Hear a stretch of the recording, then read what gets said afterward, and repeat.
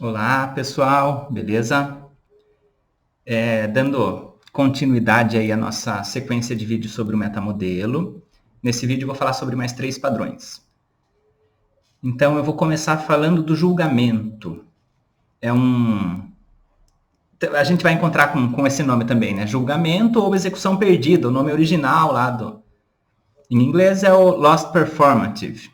Então é uma frase que em português ela faz um julgamento, né? A nossa explicação ela faz uma afirmação é, como se aquilo fosse uma verdade incontestável. Então as pessoas às vezes ouvem alguma coisa e saem falando por aí, agindo como se aquilo fosse verdade, repetindo isso para as outras pessoas, sem considerar em que momento aquilo foi falado, em que contexto aquilo foi falado, em que quem falou, né, com base em que aquilo foi falado.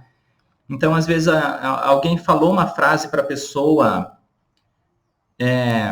num contexto específico e ela gravou só aquela frase e ela sai agindo como se aquela frase fosse verdade.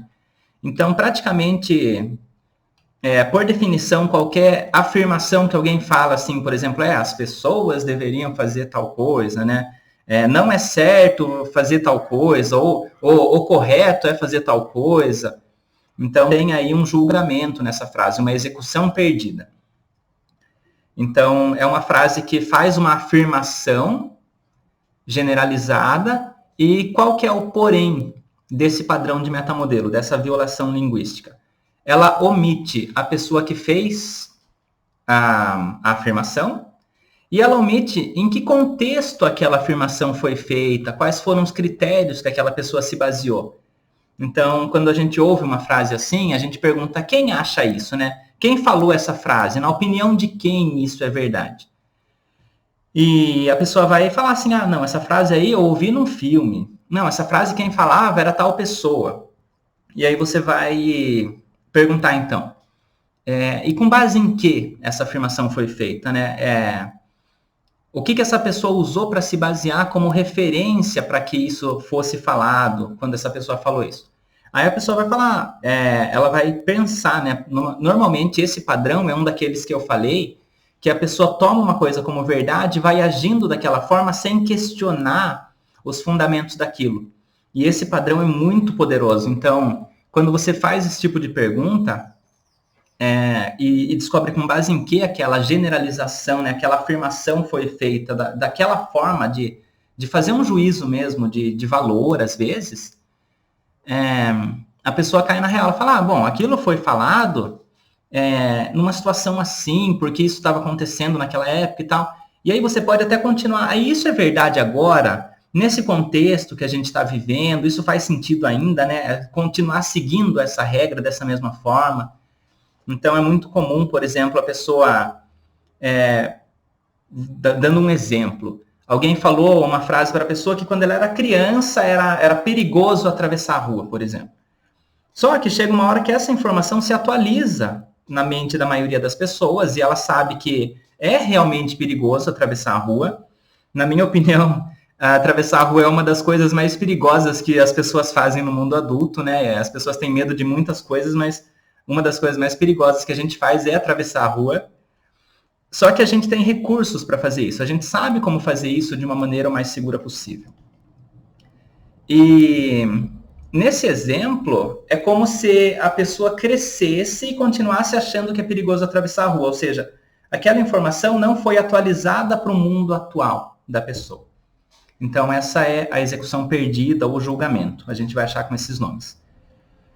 Aí temos também os quantificadores universais, né, que são as frases que alguém fala presumindo que todos os contextos são assim ou que não tem exceção.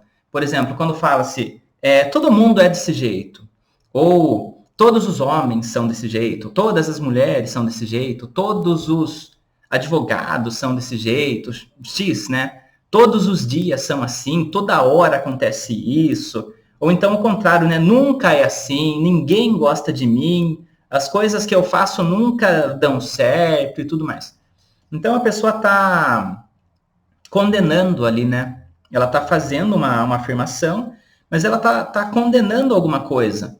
principalmente quando for uma afirmação negativa, ela está impedindo aquilo de ser visto com possíveis contra-exemplos, com possíveis situações contrárias, né, onde aquilo não aconteceu.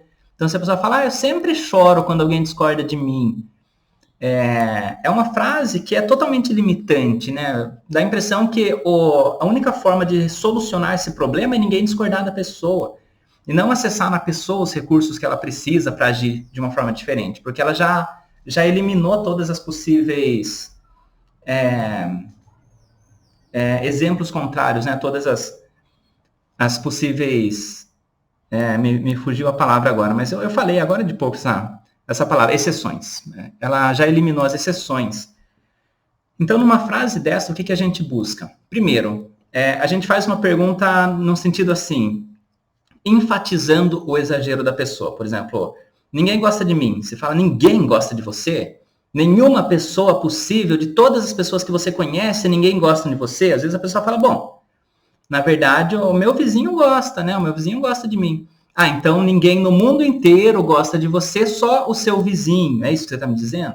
Aí a pessoa começa a ver aquilo de uma forma mais maleável. Então, essa é a primeira forma da gente desafiar essa frase, né? As perguntas que a gente faz de metamodelo, a gente chama de desafios. Desafios linguísticos. E uma outra forma muito interessante é buscar um contra-exemplo. Perguntar para a pessoa se existe um contra-exemplo. Por exemplo, eu nunca consigo nada. Você pergunta, tem alguma coisa que algum dia você começou a fazer e deu certo? Ou tem alguma coisa que você fez e você conseguiu? Ou você mesmo pode falar, né? Bom, você fez isso daqui, foi bem legal. Lembra aquele dia que você fez isso? Então, isso começa a mudar a abrangência de percepção da pessoa mesmo. Às vezes ela está olhando tudo que deu errado, enfatizando aquilo, e ela está esquecendo de prestar atenção nas coisas que deram certo, enfim. Então, ela começa a perceber que nem um extremo nem outro, tem toda uma questão aí.